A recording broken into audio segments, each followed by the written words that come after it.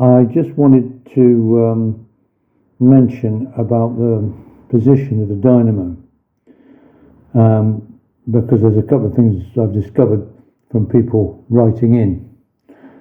Now, it turns out that on the dynamo there should be a strap on it, probably attached to these two screws, I'm not sure, with two little ears on, and the ears go against the engine plates, and that's the exact correct position for the dynamo, so you know it's in exactly the right position vis-a-vis the sprocket in the primary chain and its proximity to the primary chain. And I'll attach a couple of photos now that someone sent in showing the dynamo with this strap on it that I should have.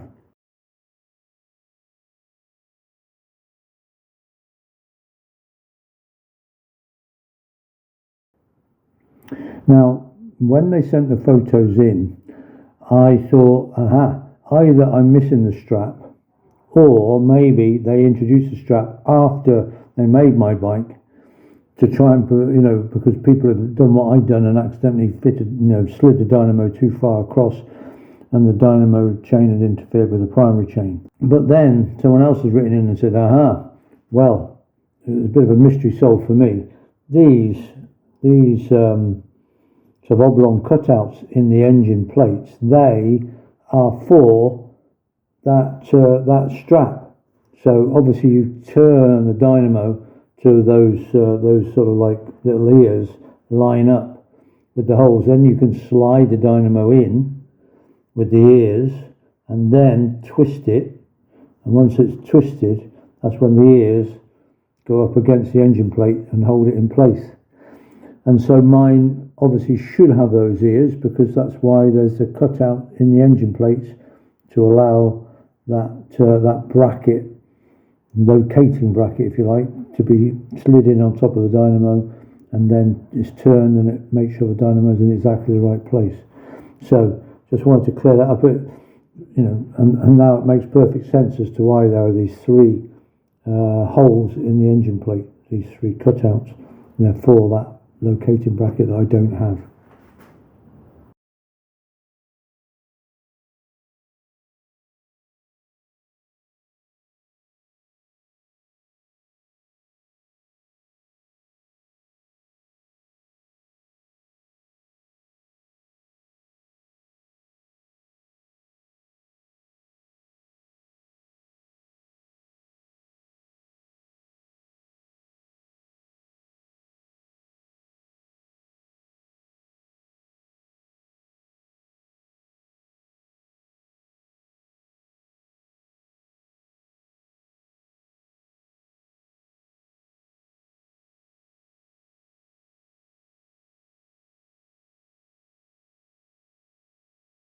And there we go, the primary chain on and loosely adjusted.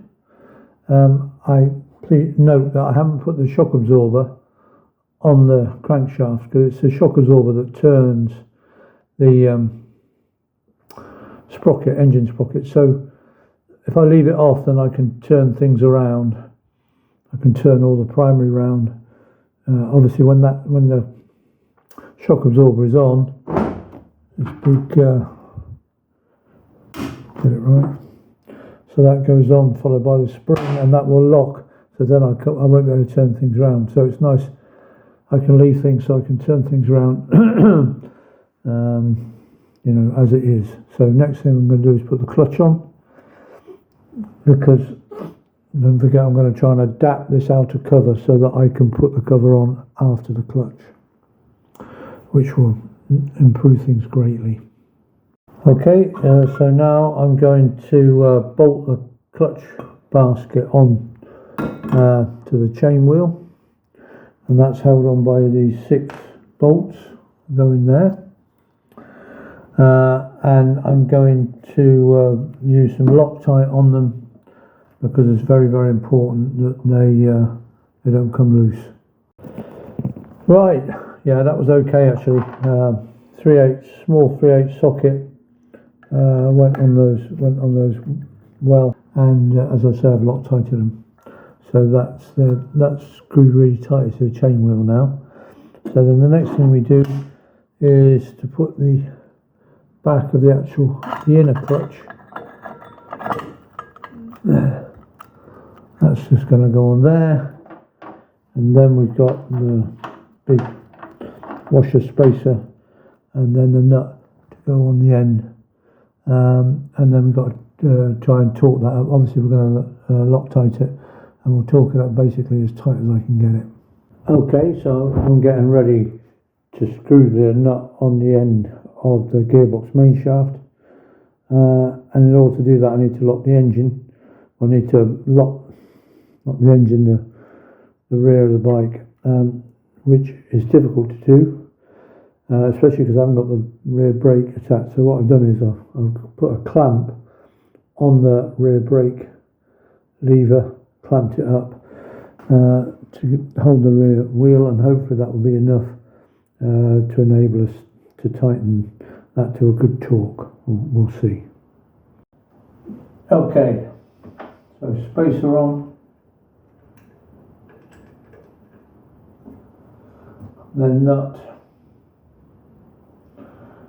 and Loctite. Obviously you don't really want this nut coming off when we're riding along. And I'm not sure A, what torque it's supposed to be, and B,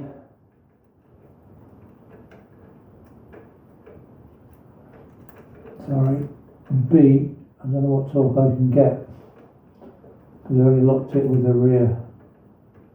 Don't tell me. Don't tell me the thread's damaged. Oh, there we go. For a minute I was worried.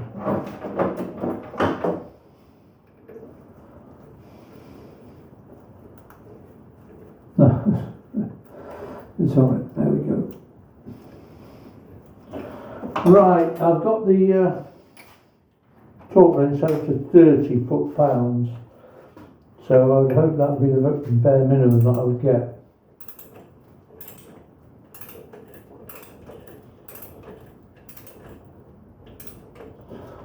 I don't seem to be in gear.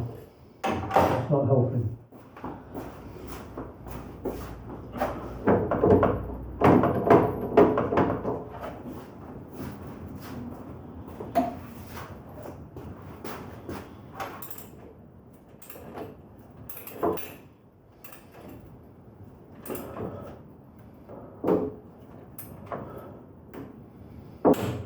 Good. So that's 30 foot-pounds. No problem. So that's 40.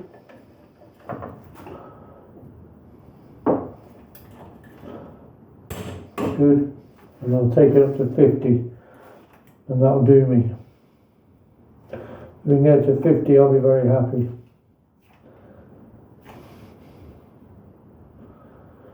There you go, that's 50. Let's see if we can get that.